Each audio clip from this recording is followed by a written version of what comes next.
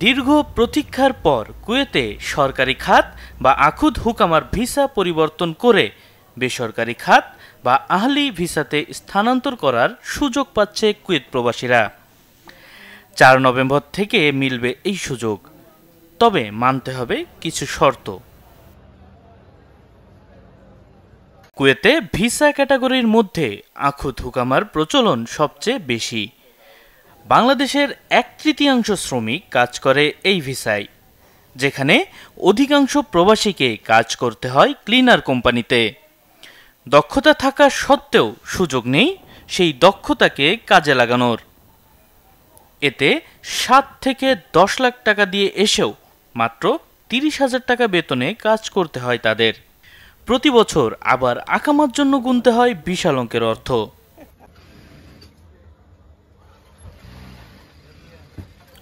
তবে এবার মিলবে আখুদ হুকামা বা সরকারি খাত থেকে আহলি বা বেসরকারি খাতে ভিসা পরিবর্তনের সুযোগ। 4 নভেম্বর থেকে এই সুবিধা পেতে যাচ্ছেন প্রবাসীরা।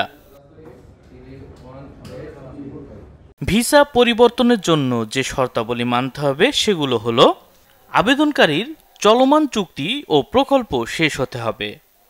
চলমান চুক্তিতে একজন শ্রমিককে অবশ্যই 1 বছর সম্পূর্ণ করতে হবে। বর্তমান কোম্পানি থেকে অবশ্যই স্থানান্তরের অনুমতি নিতে হবে। জনশক্তি ও পাবলিক অথরিটিকে সংশ্লিষ্ট সরকারি মন্ত্রণালয়ে অবশ্যই চিঠি দিয়ে নিশ্চিত করতে হবে যে চলমান চুক্তিটি সম্পূর্ণ হয়েছে এবং এখন আর শ্রমিকদের প্রয়োজন নেই।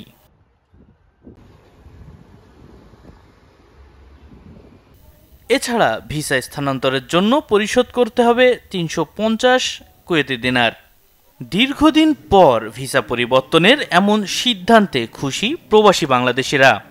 দীর্ঘদিন অপেক্ষার পর কুয়েত সরকার একটি সুযোগ দিয়েছে আখুদ হুকুমি ভিসা থেকে আহলি ভিসাতে ট্রান্সফার হওয়ার।